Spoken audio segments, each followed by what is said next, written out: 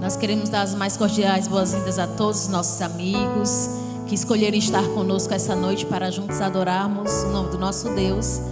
E quero convocá-los agora a usar sua voz para louvar e agradecer o nome dele, cantando a música Brilha Jesus. Antes nós vamos curvar nossas frontes e vamos falar com o nosso Deus do jeito que estamos mesmo. Oremos. Querido Deus e amado Pai, somos gratos a Ti, ó Pai, pelo privilégio que o Senhor nos dá de estarmos diante da Tua presença. Queremos te pedir que o Senhor nos use como instrumento em Tuas mãos para Te louvar, Te engrandecer, que possamos sair daqui cheio da confiança em Ti, da Tua presença e motivados, Senhor, a cada dia a Te servir. Que o Senhor aceite nosso louvor e a nossa adoração a Ti, é o que eu Te peço, por Jesus, amém. Vamos cantar, Brilha Jesus.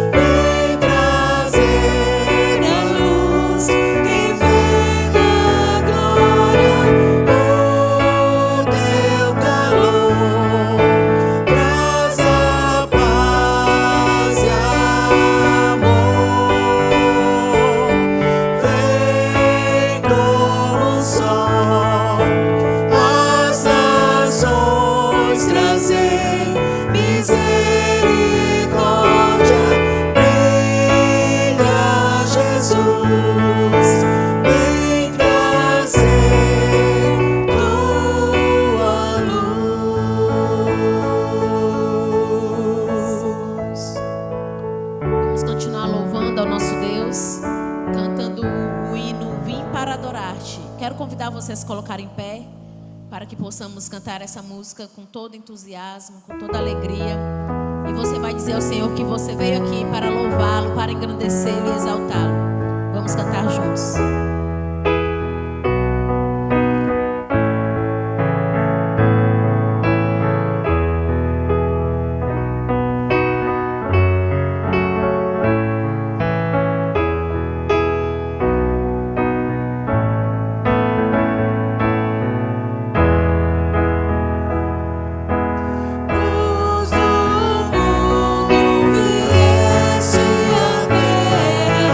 Pra que eu pudesse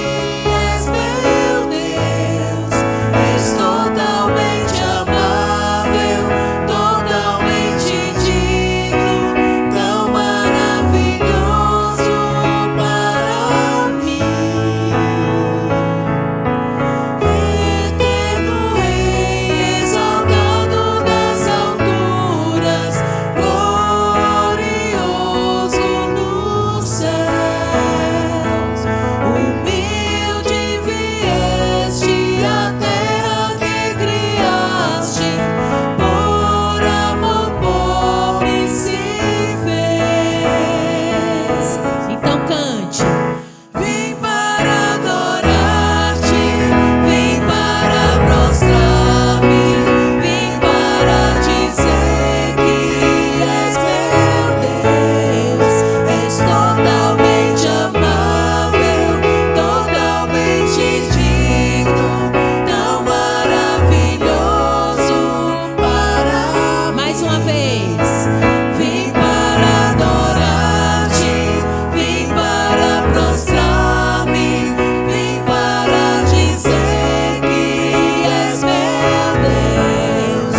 És totalmente amável, totalmente digno, tão maravilhoso para mim. Eu nunca saberei o preço dos meus pecados lá na cruz. Eu nunca saberei o preço dos meus pecados lá na cruz. vim para adorar-te. Vim para adorar-te, vim para prostrar-me, vim para dizer que és meu Deus. És totalmente amável, totalmente digno, tão maravilhoso para mim. Cante. Vim para adorar-te, vim para prostrar-me, vim para dizer que és meu Deus. Todos juntos. És totalmente amável, totalmente digno, tão maravilhoso para mim. Te agradecemos, Jesus, porque o Senhor é maravilhoso para nós e o Senhor nos dá o privilégio de estarmos aqui, Senhor, para te louvar. Que o Senhor nos ajude a cada dia a fazer o melhor para ti. É que eu te peço e te agradeço por Jesus. Amém.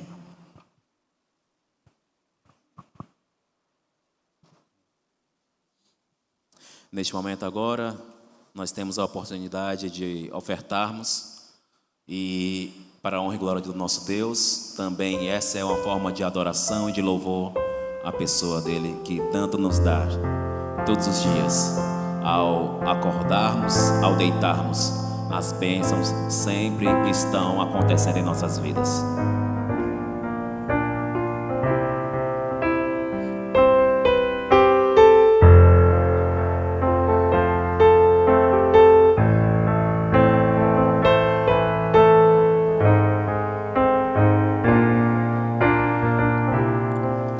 Como oferta maior, entrego meu coração e tudo que dediquei no meu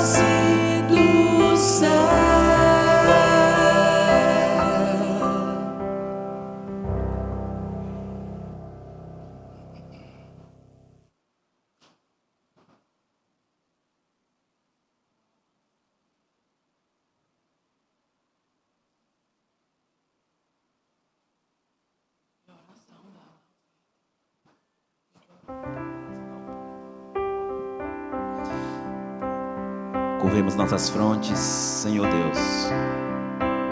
Muito obrigado porque o Senhor nos abençoa através de todos os dias. E te agradecemos, Senhor Deus, pelas pessoas que ofertaram. E pelas também que não ofertaram, o Senhor também abençoa da mesma forma. É o que nós te agradecemos em nome de Jesus. Amém.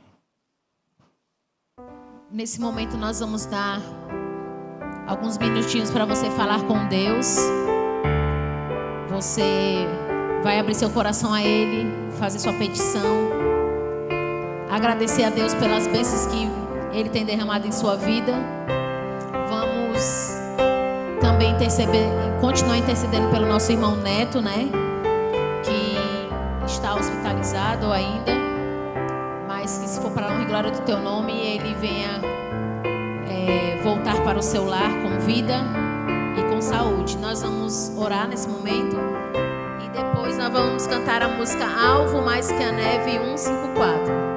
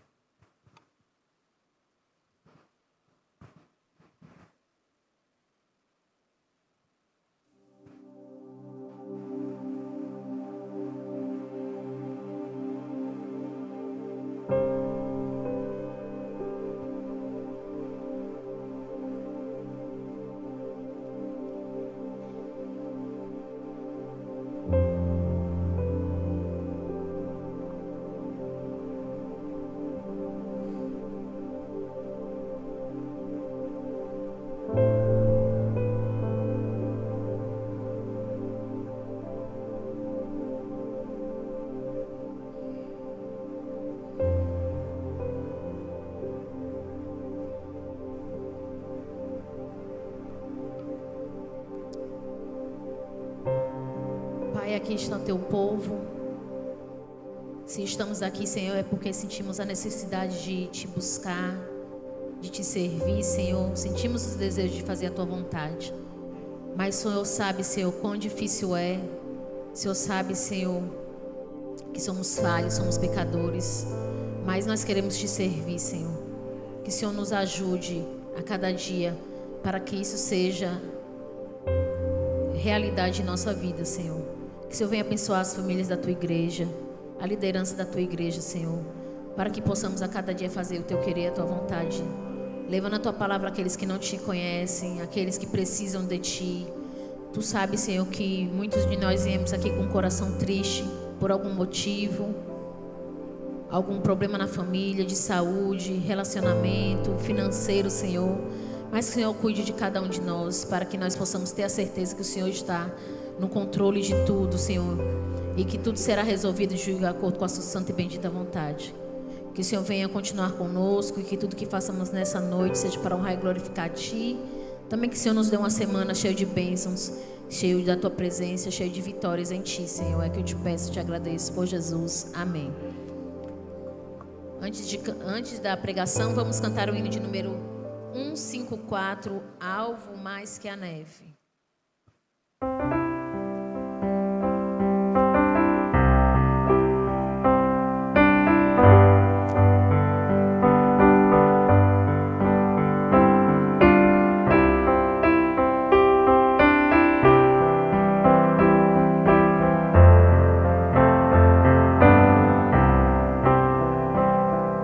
Seja bendito o Cordeiro que na cruz por nós padeceu. Seja bendito o seu sangue que por nós pecadores verteu. Seja no sangue lavados, com vestes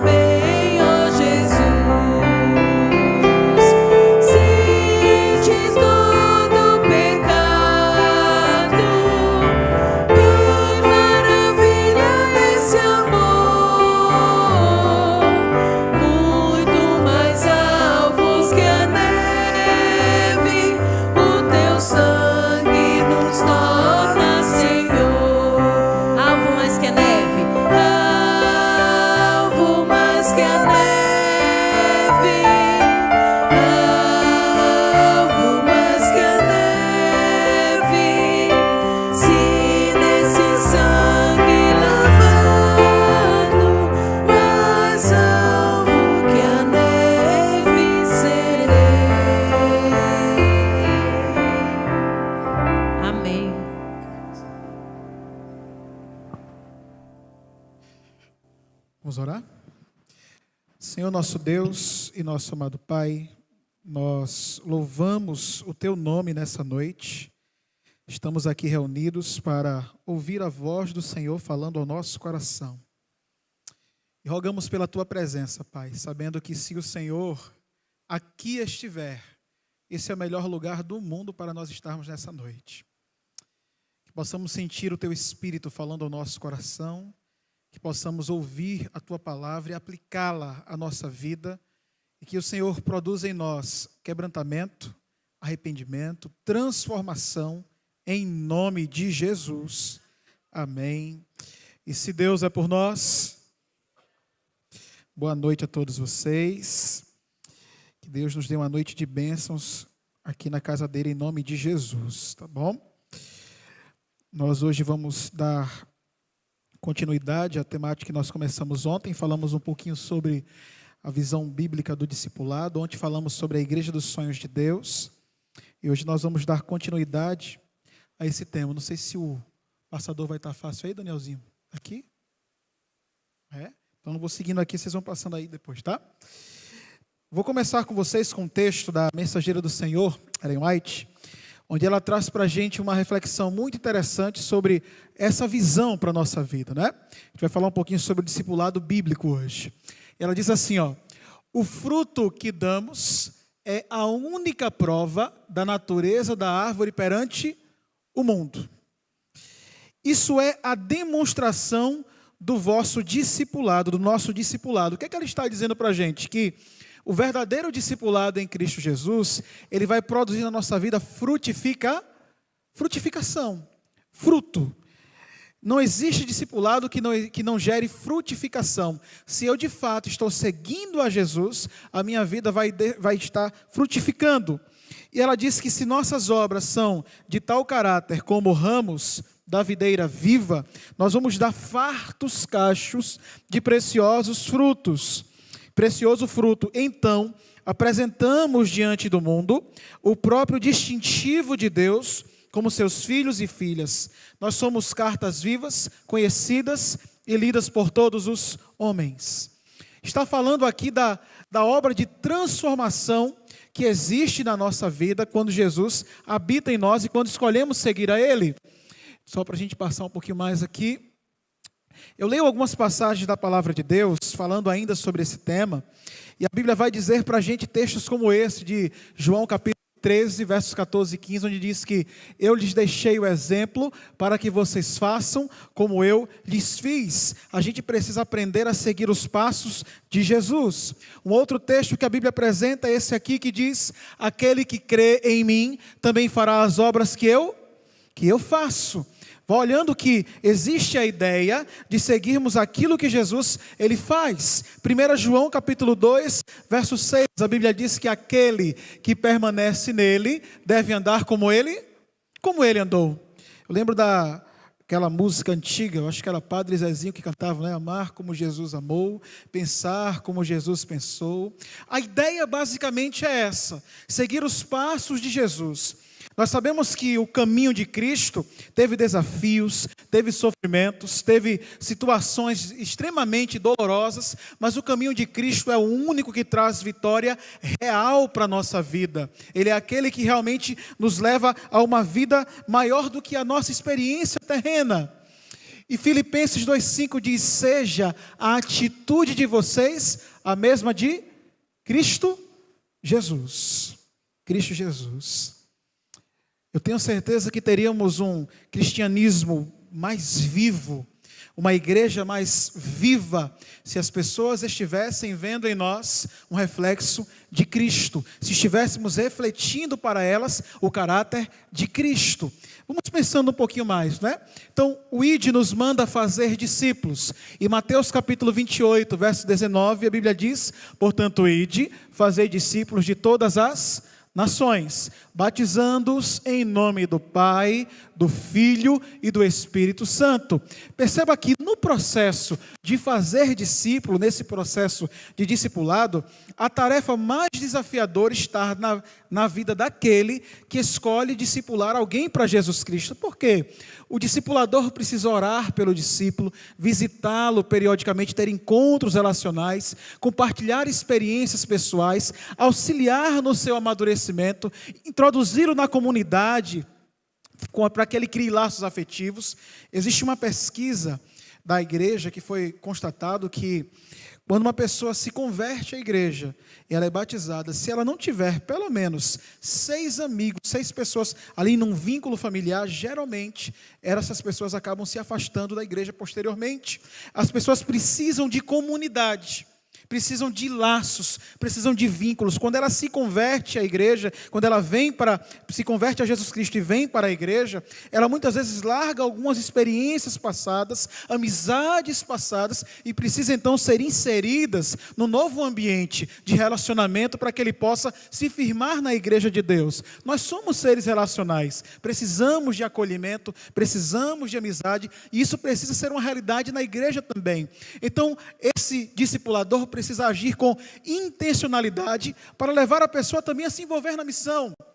E a gente entende que a nossa missão acabou no processo de formar um discípulo de Cristo, que não formamos discípulos de nós mesmos, é de Cristo, quando essa pessoa que nós trazemos para Cristo começa também a ganhar outras pessoas para o reino de Deus. E ela está ali então dando continuidade a essa missão que Jesus deixou para nós. Muitas vezes a igreja trai com louvor, mas não consegue levar o novo membro a alcançar esse crescimento espiritual. E talvez a obra mais desafiadora que nós temos como igreja é conseguir de fato desenvolver pessoas. É tirar as pessoas da realidade em que elas estão e ajudá-las a serem cristãos melhores. Fazer eventos é fácil, queridos. Fazer projetos é fácil. Difícil é levar as pessoas a se aproximarem de Cristo. Porque isso exige, de fato, mais esforço, mais engajamento, mais envolvimento, para que a gente possa estar levando as pessoas a esse propósito especial. Então, o arrependimento, ele é uma renúncia ao reino das trevas e uma introdução à vida espiritual no reino de Deus. E como discípulo, a decisão de se tornar um discípulo é o que demonstra o nível de arrependimento e da conversão de uma pessoa ao reino de Deus. Queridos, na sociedade em que nós vivemos, com as propostas que nós temos hoje, com as tentações que assediam as pessoas, com as ideologias circundantes nesse mundo, quando a pessoa decide seguir Jesus, você pode crer que já é um milagre que está acontecendo ali. Que é uma atuação do Espírito Santo de fato na vida de alguém que está acontecendo ali. Então isso é muito importante a gente entender quando a pessoa dá provas disso. E quais devem ser as ações da igreja diante de alguém que decide se entregar a Cristo. Precisa salvar discípulos, mas também aprender a executar o discipulado daqueles que foram salvos. Então a igreja tem uma tarefa maior do que simplesmente levar pessoas ao batismo. E quando nós vamos estudar um pouquinho sobre o que é o discipulado, o que é seguir Jesus, eu acho interessante essa definição do Aurélio 2010, onde o discípulo de Cristo é todo seguidor leal aos ensinos de Cristo, e nesse caso o termo discípulo é mais profundo do que o termo cristão, utilizado normalmente, porque não é só seguir, é seguir a Cristo e seus ensinos, é obedecer a sua palavra. A obediência faz parte desse processo. Então, o discipulado, ele é uma junção do ensino cognitivo, mas que também não se dissocia do aspecto prático, pois não se faz discípulo só com conceitos, e o aspecto prático é essencial no discipulado. As pessoas, antes de aceitarem o nosso discurso, elas querem ver Cristo na nossa vida, nas nossas palavras, nas nossas atitudes, na maneira como nos relacionamos, na maneira como as tratamos. Elas querem ver isso em nós. Quando elas conseguem ver Cristo em nós, entendem que nós nos importamos com elas, é que então elas abrem o coração para receber a mensagem que nós estamos trazendo a elas. E quando olhamos para a Bíblia, do ponto de vista bíblico, nós vamos perceber que o discipulado, ele não se trata apenas de um programa, de um evento, de algo que está limitado à experiência de uma agenda que vem e passa. Não é apenas o indivíduo se tornar semelhante a Cristo, mas agora aquele indivíduo se tornar o discipulador de alguém. Então, não é apenas um programa, mas é um processo para nos tornarmos mais semelhantes a Jesus Cristo e refletir de fato o caráter de Cristo, levando outros a viverem a mesma experiência. Ser discípulo é voltar ao plano original de Deus para a nossa vida. O discipulado é a restauração da imagem e semelhança de Deus em nós, através de Jesus, gerando multiplicação de vidas. A gente se enche de Deus para se derramar no nosso semelhante, no nosso próximo. Somos um canal ao qual Deus usa para que possamos fazer a diferença na vida de outras pessoas e ensiná-las a fazer isso por outros, aumentando então a nossa rede de alcance. Ser discípulo é o nosso alvo pessoal e fazer discípulos deve ser a nossa missão. Então o cristão é um discípulo cada vez mais parecido com o seu mestre, com Jesus Cristo. E nós precisamos desse alvo na nossa vida, queridos. Buscar cada vez mais nos parecermos, nos assemelharmos ao nosso grande mestre Jesus Cristo, nas ações, nas palavras, em tudo que fazemos, sabe? Ser um discípulo envolve aceitar a Cristo como Salvador e Senhor de nossas vidas. Ele é nosso dono, é nosso proprietário, porque Ele comprou esse direito. Ele é nosso Criador e é nosso Redentor também. Ele comprou esse direito por nós. Todo discípulo deve desenvolver um relacionamento que é pessoal e diário com Cristo, deve ser comprometido, obediente e submisso. E esse processo, ele dura quanto tempo, queridos? Dura toda a nossa vida. Toda a nossa vida. É buscando um dia após o outro ser mais semelhantes a Jesus, é buscando um dia após o outro nos comprometermos com a palavra de Deus, com a vida de oração, nos aprofundarmos na direção do reino de Deus, para vivermos uma experiência que está acima da mediocridade, acima da média. Deus espera isso de nós e está disponível a nós, né? Ellen White, no livro Serviço Cristão, diz que todo verdadeiro discípulo, ele já nasce no reino de Deus como um missionário. Não tem como eu dizer que eu de fato aceitei a Cristo e querer guardar isso apenas para mim. Eu vou querer compartilhar com outros a boa nova, a esperança de Jesus que me alcançou, quando eu de fato conheço a Jesus Cristo. Então vamos agora abrir a nossa Bíblia, por gentileza, em Lucas capítulo 14, queridos. Queria convidá-los a abrir a sua Bíblia em Lucas 14. Nós vamos ver alguns versos importantes aí para a nossa caminhada nessa noite. Queria que você abrisse a partir do verso 26, nesse momento aí, para nós vermos alguns aspectos importantes, tá? Nesse texto nós vamos encontrar o fundamento bíblico para o discipulado. Abra sua Bíblia nesse momento. Lucas 14, 26.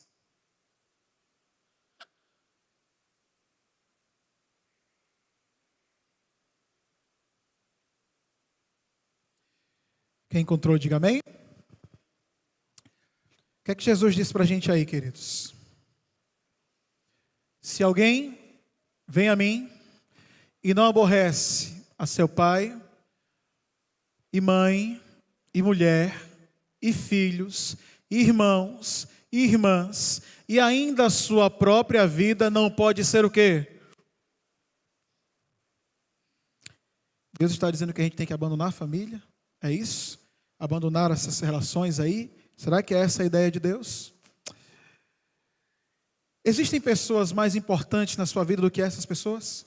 Pai, mãe, filhos. Essas são as relações mais importantes da nossa vida.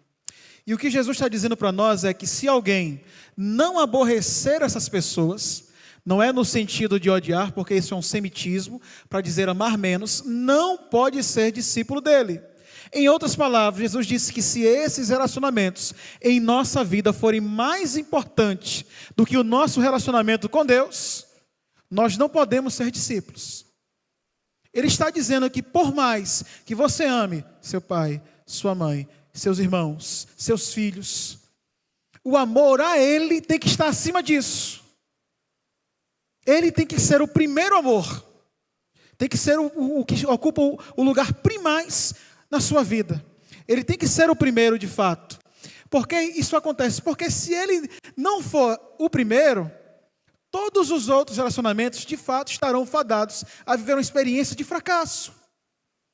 vão fracassar. O que aprendemos aqui? Que o fundamento do discipulado é relacionamento. Primeiramente com quem? Com Jesus. E todo discípulo que não tem Jesus em primeiro lugar como seu relacionamento primário, está sem esse fundamento, está fadado a fracassar, porque tudo na nossa vida vai partir da relação com quem? Com Ele. Se Ele não for o primeiro, todos os outros vão fracassar, seu casamento vai fracassar, sua vida familiar vai fracassar, se você não amar Jesus Cristo em primeiro lugar.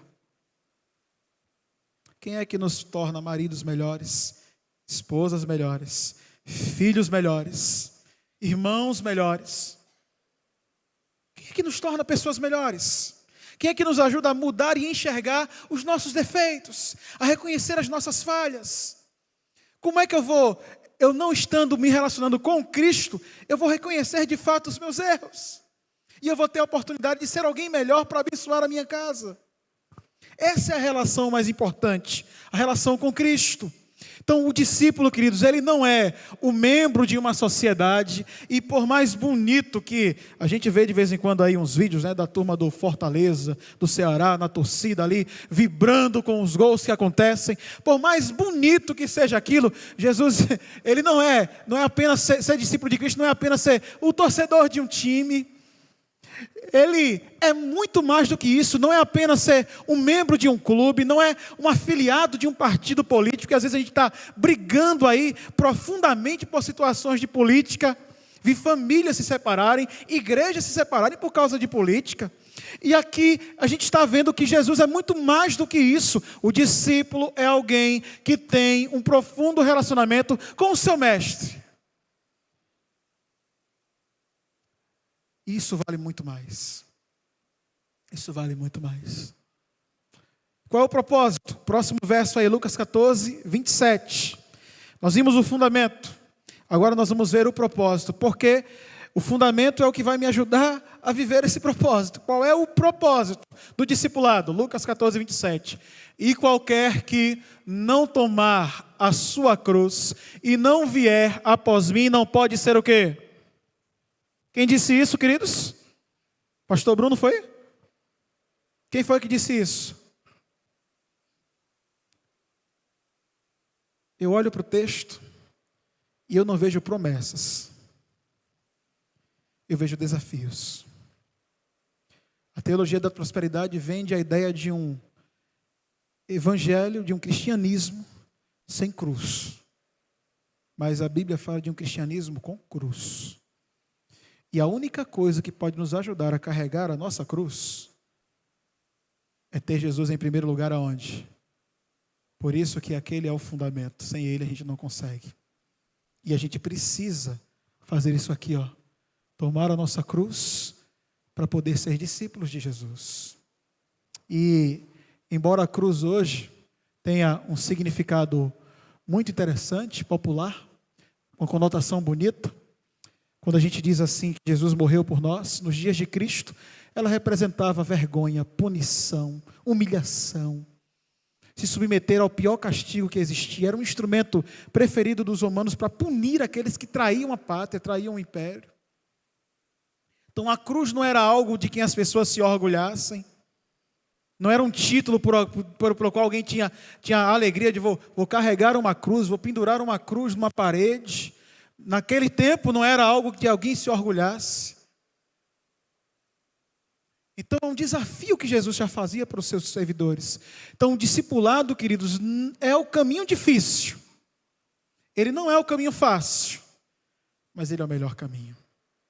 Ele é o melhor caminho. Difícil a gente acreditar. E eu estou falando para vocês, mais uma vez, de um tema que vai na contramão do que aquilo que tem sido pregado amplamente aí pela nossa sociedade sobre o Evangelho. Jesus ensinou aos discípulos que eles precisavam arriscar tudo para seguir o seu caminho. Tudo. E tudo é uma palavra que envolve muita coisa. E é tão certo que os discípulos não entenderam que quando Jesus mais precisou deles, todos eles o abandonaram. Buscando ali, com medo, temeram pela vida e fugiram para se salvar. Somente após a ressurreição, olhando para trás, é que eles entenderam de fato a obra de Cristo. E aí tomaram, alguns literalmente, a cruz. Quando eles de fato entenderam e entenderam quem Jesus era, aí eles tomaram a cruz. Então, por isso que o relacionamento tem que ser prioritário para a gente. Então, ser um discípulo não é procurar uma coroa de glória humana. Não entender isso vai levar a gente a tentar viver um cristianismo sem cruz. E nós precisamos seguir o Mestre nas lutas, nos desafios da vida, certo? Não importando o preço, porque o importante é ter Jesus conosco na jornada. O pastor Bulhão dizia que Deus não prometeu que nesse mundo nós não teríamos dificuldades. Ele prometeu que no meio do vale da sombra da morte Ele nunca nos deixaria. E Ele está conosco em cada passo da nossa jornada. E louvado seja Deus por isso. E o preço do discipulado? A abnegação é uma das condições, não só de submissão ao serviço de Cristo, mas também de continuar nele. O próprio Cristo declarou em linguagem inequívoca: se alguém quer vir após mim, faça o que, queridos? A si mesmo se negue. E então, tome a sua cruz e siga-me. A renúncia é o chamado. E é interessante que o primeiro chamado ao evangelho para a gente, já expliquei a vocês, é um chamado de morte. Aqui, nós somos sepultados para uma velha vida e ressurretos para uma nova vida com Ele. É um chamado de morte, a renúncia do eu. Lucas 14:33 diz que assim, pois, todo aquele que dentre vós não renuncia a tudo quanto tem, não pode ser o quê? Vocês estão ouvindo as palavras de Cristo aqui nessa noite? Para a gente pensar. Que virada no que está sendo dito aí fora, que você tem Cristo, vai ter tudo. Ele está dizendo, renuncia a tudo por mim. Olha a diferença dos discursos que as pessoas têm dito e que a Bíblia fala. Agora, o custo do discipulado não pode ser avaliado em custos humanos. É simplesmente tudo. Deus não quer parte do nosso tempo, parte dos nossos talentos, parte dos nossos recursos. Ele nos quer por inteiro. Quando você olha a expressão bíblica que fala de Caim, a Bíblia diz que Deus primeiro, de Caim e de Abel, diz que primeiro Deus se agradou de Abel e depois de sua oferta. Primeiro o adorador, depois a adoração que ele vem prestar. Olha que conceito para a gente pensar, que Deus nos quer por inteiro, a nossa vida por inteiro, e aquele que não renuncia a tudo quanto tem, é uma afirmação profunda, é difícil e de fato é radical. E na Idade Média houve um povo que pensou, certo, numa interpretação literalista desse texto, e levou algumas distorções. Eles pensaram que, para ser um cristão melhor, se eles precisavam renunciar a tudo, então vão abandonar a família, não iriam se casar, certo? Iria renunciar às suas posses, morar num lugar deserto, e assim seriam um cristão melhor, cristãos melhores. E eles fizeram isso. Mas não foi isso que Cristo falou para a gente aqui. O que Cristo disse foi: tudo o que nós temos e tudo aquilo que somos, Ele é o Senhor. Ele é o Senhor. Qual o papel da igreja no discipulado, queridos? Para a gente pensar. Na igreja apostólica, eles visitavam e ensinavam de casa em casa e também pregavam nos templos. Todos os dias, no templo, de casa em casa, não cessavam de ensinar e de pregar Jesus, o Cristo. Atos 5:42. O papel da igreja está aqui, claro, na Bíblia. Em Atos 20, 18 a 21, a Bíblia diz assim, e quando se encontraram com ele, disse-lhes: vós bem sabeis como foi que me conduzi entre vós, em todo o tempo, desde o primeiro dia em que entrei na Ásia. Isso é Paulo falando, servindo ao Senhor com toda a humildade, lágrimas e provações, e pelas ciladas dos judeus me sobrevieram, jamais deixando de anunciar coisa alguma proveitosa, e de ensinar publicamente também o quê? De casa em casa, testificando tanto a judeus quanto a gregos o arrependimento para com Deus e a fé em nosso Senhor Jesus Cristo. Está aqui a missão da igreja. Está aqui a missão da igreja. Claro, em bom som, a igreja precisa se comprometer com essa visão, se planejar dentro dela. Então, o discipulado é uma relação comprometida e pessoal, onde um discípulo mais maduro ajuda outros discípulos de Jesus Cristo a se aproximarem mais dele e reproduzirem discípulos, continuarem avançando na formação de discípulos. Lucas 6,40 vai dizer que o discípulo não está acima de seu mestre, mas todo aquele que for bem preparado será como quem? como seu mestre, será como Jesus. E para a gente finalizar esse momento de hoje, pensando, se eu não estou disposto a pagar o preço de ser um discípulo de Jesus, como eu posso esperar que as pessoas da minha igreja estejam? Essa mudança tem que começar na minha vida. Se eu não estou disposto a ser um verdadeiro discípulo de Jesus, eu não posso esperar que os outros estejam. Comece em mim a mudança que eu quero ver na minha igreja. Se eu não me envolvo no processo discipulador por alguém, como eu posso esperar que os outros o façam? Esse chamado é individual e é para todos nós. Precisamos parar de culpar os outros pelos nossos fracassos. Deus está nos chamando nessa noite a vestir de fato a camisa de sermos discípulos verdadeiros de Cristo. Colocá-lo em primeiro lugar em nossa vida. E fazer discípulos é ter um relacionamento pessoal com alguém, ensinando-o para o seu amadurecimento, moldando a imagem de Cristo e o capacitando a se reproduzir na presença do Senhor Jesus Cristo.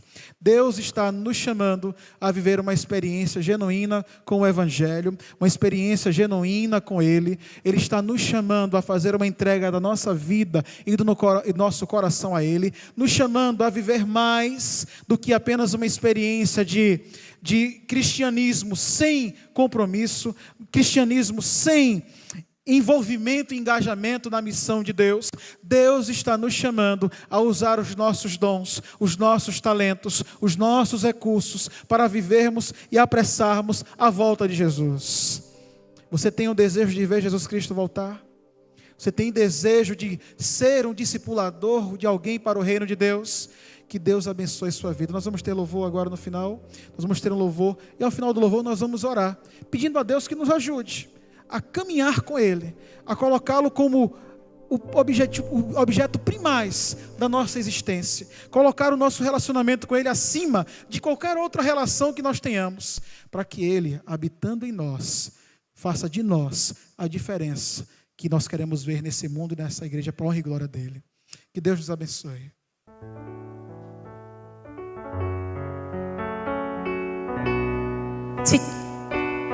Vamos ficar em pé e vamos cantar todos juntos Vaso Novo, hino de número 64.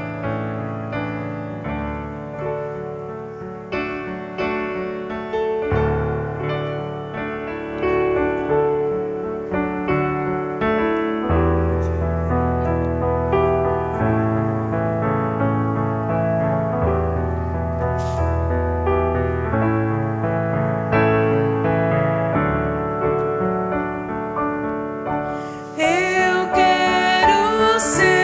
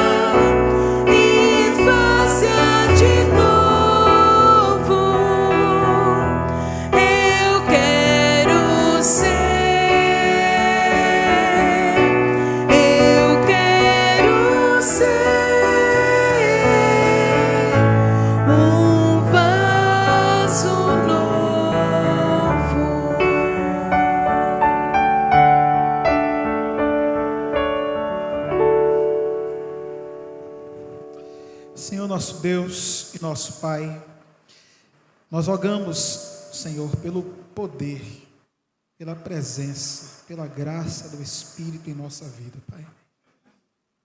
Nós queremos ter uma vida que frutifique para a glória do Senhor. Queremos o fruto do Espírito sendo uma realidade em nossas ações, em nossas palavras. O caráter de Cristo impresso em nós. As pessoas poderem olhar para nós e verem um reflexo do Cristo ressurreto, Pai. E podermos ser e fazer a diferença na vida das pessoas. Formar discípulos do Senhor. Levar pessoas a estarem mais perto de Jesus e buscarem avançar, apressando, abreviando a volta do Senhor.